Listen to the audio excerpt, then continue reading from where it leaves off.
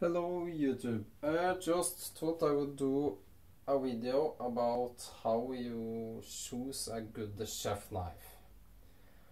First of all, this is Gyuto's Hall of Fame, which is the Japanese term for a chef knife. It actually means cow sword.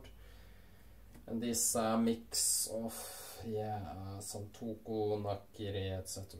But yeah, it's what we here in the West use for a chef knife. I have three very good knives. I have the Sakun Ryuga Sanmai in SRS 15 powder steel, Takamura R2 Migaki in R2 powder steel, Eden Kanso Aogami in Aogami 2.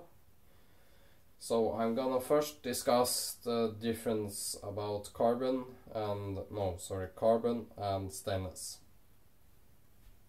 Carbon, this is carbon on the outside and inside. It's Sanmai, which means this is the cutting core. It's clad here and clad there. It's softer steel.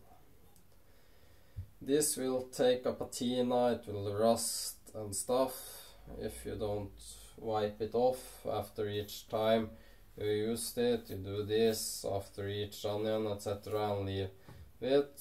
If you cut the onion and leave it for 10-20 seconds, it will oxidize. So it will take much more care to keep it clean and not rusty.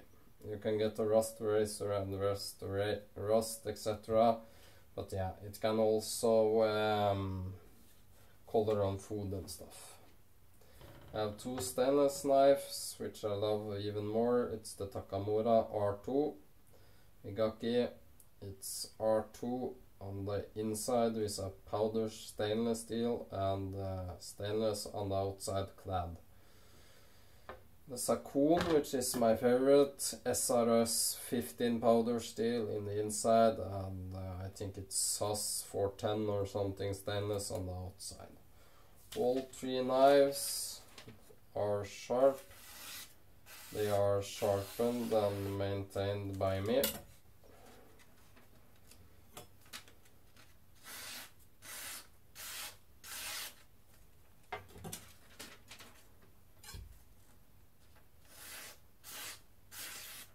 So, they're sharp.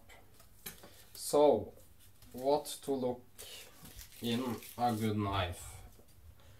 First of all, how does it feel in your hand? You never hold a knife like this in a hammer grip. You find the balance, and that's one of the things about a good knife. This balances right on the pinch grip, which makes it feel very nimble. This too balances right on the pinch grip. This is a little more heavier than the Takamura. It got a better feel in the hand. This balances just in front. You can see I use them very much. That's why I know where the balance is. Also at the pinch grip. Just pinch it and let your fingers wrap and let it rest in your hand, so you don't fatigue your hands. That's one thing to look after. Another, I don't know how well you can see this, but is how thin it is here behind the edge, and I like a screaming thin tip. That's what I look after. And of course, blade profile, I like a gentle sloping curve. I'm not a fan of a huge belly. So the next thing is it sharp from factory? That you never know. With Japanese knives, it's like winning a lottery. Some are very sharp, some are not. A good knife is never better than the guy who sharpens it. You can buy a $600 screaming perfect knife. If I go to cut on this ceramic or blunt it, it won't do this. I can just show you a difference. Everybody loves IKEA knives. Yeah, they are garbage from the factory, but after a sharpening, look at that. It's better to have cheap knives that you sharpen and keep sharp than buy expensive knives that you let get dull. So you must learn to sharpen to have good knives, or send them out to somebody that does sharpening well. Never use a pull-through sharpener, never electric sharpening, that stuff. You will ruin a knife. Another thing is, what handle do you like? This is a Japanese style. The downside to Japanese style is often here. You can't see it, but it's brown here because it will oxidize. So I have coated it with beeswax in here. With Western handles, they will often be a little heavier, have a more good hand feel. As you see, both of these are full tang. The most important thing is buying a knife is performance and not looks. I mean, you cut with a knife, don't you?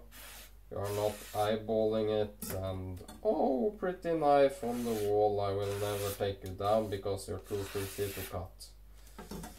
I use all my knives, I don't care what they cost because I use them. I would heavily recommend a stainless, because if you aren't used a carbon, it will rust, it will patina and never get used. My two favorite stainless knives are the Sakon Ryoga and Takamura R2 Migaki. They aren't too expensive either. As you see, even the tips are sharp. So yeah, that's my little guide. Thank you.